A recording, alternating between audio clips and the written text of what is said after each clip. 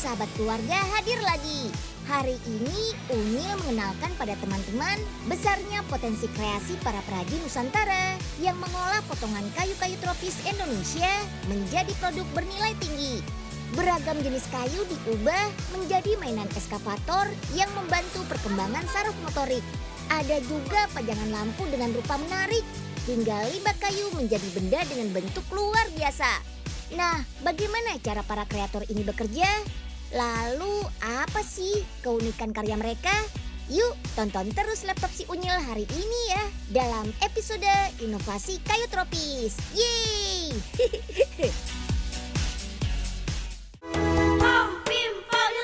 Laptop si Unyil, kita belajar bersama. Di laptop si Unyil, kita belajar bersama.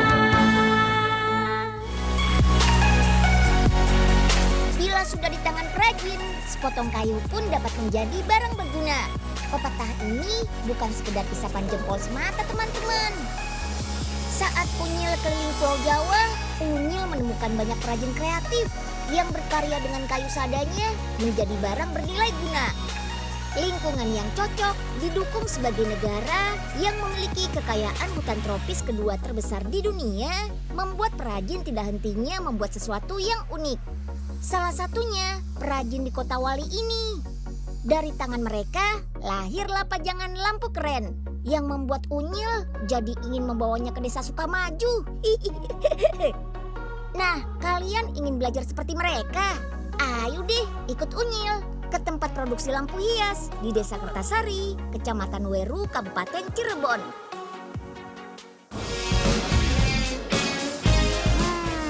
Kita sudah di dalam area produksi nih. Sama seperti produk desain lainnya. Pembuatan lampu hias dimulai dari rancangan sebuah gambar. Bila kakak-kakak ini sudah sepakat, desainnya mulai dikerjakan deh. Oh iya, nama lampu hiasnya mereka namakan Musheflor. Wah, apa itu? Nah, biar nggak penasaran, kita lihat pembuatannya dari awal yuk. Proses pertama adalah pemilihan kayu. Kayu dolken menjadi bahan utama dengan diameter 5 sampai dengan 6 cm. Kayu yang banyak tumbuh di wilayah Sumatera dan Sulawesi dipilih karena lebih alami dan terkenal kuat setelah dikeringkan. Satu lampu membutuhkan 3 kayu dengan ukuran berbeda-beda.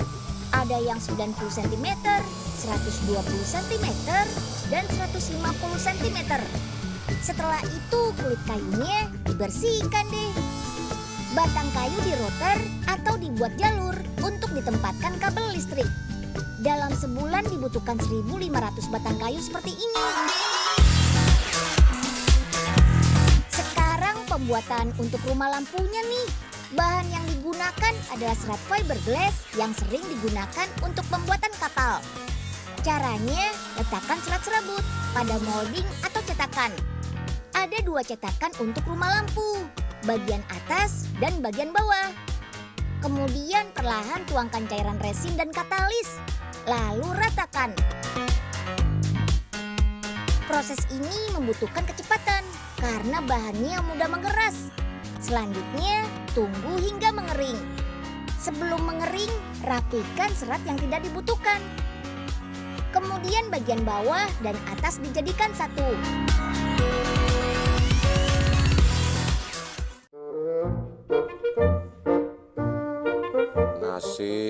Nasib. Tiap minggu lampu mati terus. Merek apa sih ini lampu? Apa ya yang rusaknya? Ini kali ini yang rusak. Astaga! Aduh! Tolong! Aduh! Sepertinya nggak ada yang nolongin nih. Aduh! Mana ngebul lagi nih lampu. Aduh! Apes bener dah.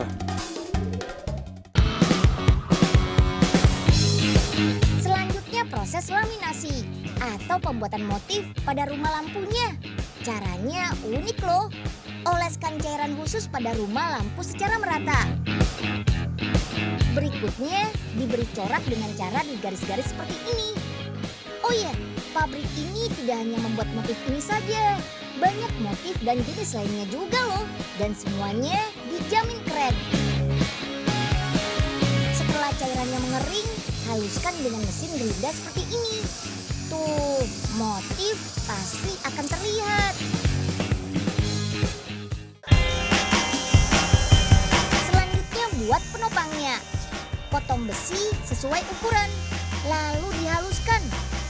Tinggi untuk penopang kayu ini dibuat tidak rata. Kemudian dilas argon. Las jenis ini lebih kuat dan lebih rapi. Kemudian dipercantik dengan cat berwarna putih. Oke deh, semua komponen sudah beres. Tinggal dirangkai menjadi satu. Come on! Rangkai seluruh komponen seperti kabel dan tempat lampunya. Ayo Paman, semangat ya. Sebentar lagi jadi kok. Nah, rumah lampu dan penopangnya sudah datang nih. Sekarang pasang semuanya. Aduh, Unyil jadi nggak sabaran nih. Hasilnya akan seperti apa ya? Sekarang tahap uji coba. Sebelum dijual, seluruh bagian lampu akan diperiksa. Lampu berbentuk jamur ini sudah beres.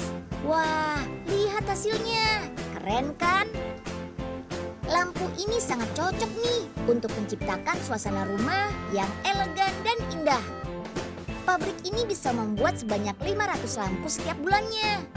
Biasanya hasil produksi mereka dikirim ke negara Eropa yang menyukai kreasi unik mereka.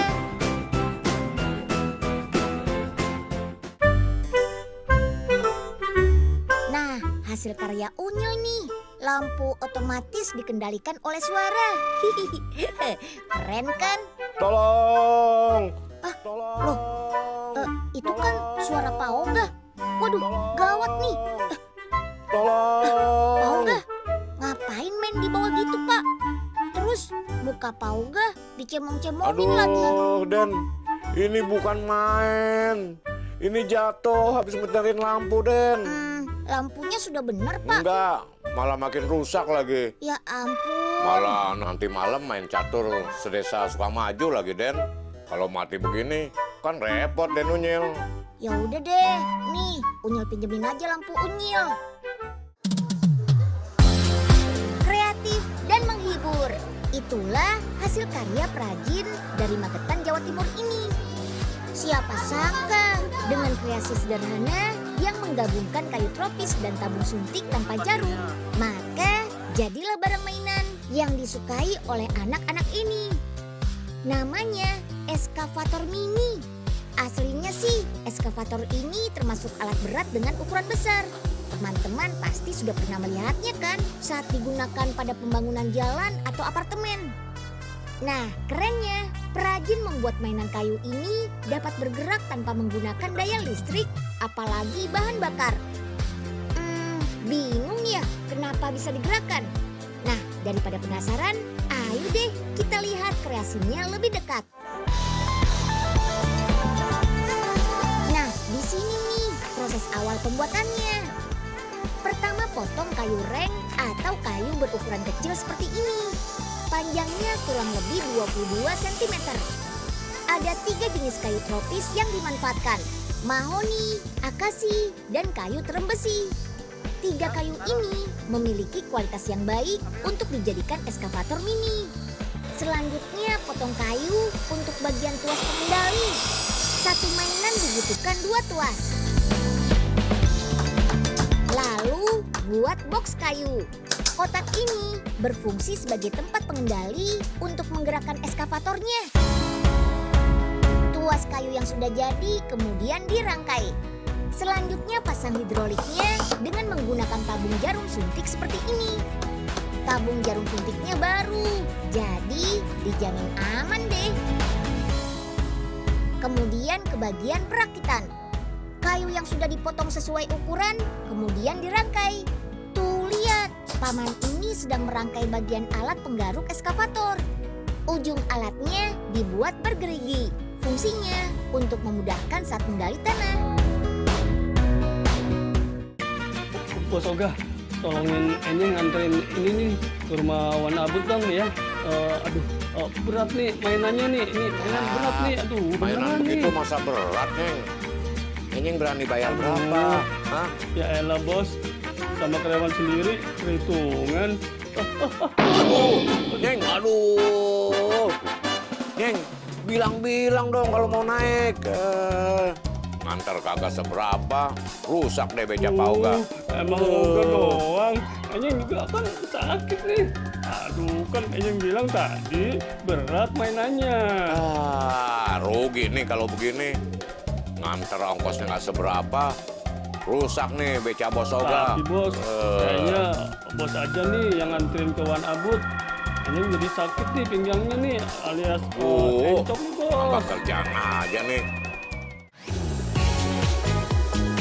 Sekarang bagian tubuh eskavatornya nih. Proses ini sudah melalui tahapan pendempulan. Selanjutnya dihaluskan dengan media amplas. Setelah beres, lalu dicat warna dasar. Fungsinya untuk menutupi serat-serat kayu dan mempermudah cat utama melekat. Selanjutnya dicat. Warna yang Unyil suka, salah satunya warna kuning seperti ini nih. Karena warnanya cerah. Secerah penjualan eskavator mini ini yang sudah terjual ke seluruh Indonesia. Oke deh, beres. Semua bahan sudah lengkap. Tinggal disempurnakan saja nih. Untuk bagian bawah eskavator atau roda, menggunakan karet gabus sebagai bahannya. Seluruh komponen yang bergerak akan dipasang tabung alat suntik yang berisi air. Banyaknya air harus sesuai ukurannya. Kemudian sambungkan selang. Total ada 8 selang. 2 untuk penggerak kanan kiri, 6 untuk bagian lengan, dan alat penggaruknya. Fungsi selang ini untuk membantu mengalirkan air dan menekan udara, atau sebagai piston hidrolik. Jangan lupa, pasang juga komponen hidroliknya pada alat penggaruk seperti ini. Lalu uji daya geraknya. Biar tampilannya keren, tuas pengendalinya dipasang karet. Seperti ini nih. Wah, mirip tuas pengganti gigi pada mobil. Mantap! Selanjutnya tahapan uji coba. Eskavator mini akan digerakkan dari box pengendali. Ada gerakan kanan, kiri, dan atas bawah. Lihat tuh, keren kan? Semua penggerak berfungsi secara normal. Berarti sudah beres deh. Eskavator mini beraneka warna. Jadi, jangan khawatir tidak ada warna favorit teman-teman Unyil. Main eskavator mini lebih seru habis pulang sekolah. Seperti teman-teman Unyil ini. Wih. Mainnya jangan berebut ya, harus gantian. Permainan ini membantu melatih saraf motorik bekerja lebih maksimal. Dan yang paling utama, menghindari anak dari ketergantungan gadget. Wan Abut, tolongin nih. Mainan ini rusak, Wan. Katanya Wan Abut jago betulin elektronik. Kata siapa ya aneh jago? Cuman sedikit-dikit aja, Pak Oga. Rusaknya parah nih, bisa seminggu kayaknya. Waduh. Lama bener, Wan. Udah jadiin sekarang aja. Masa gitu aja nggak bisa? Aneh coba deh, banyak yang rusak nih. Masya Allah. Apa ini? Aduh. Loh. Wan Abut. Kenapa, Wan? Gak apa-apa, Pak Oga. Wan, mukanya kenapa jadi gitu, Wan? Gosong, Wan. Tuh kan, harusnya seminggu dibenerinnya. Buru-buru sih, jadi gosong begini aneh.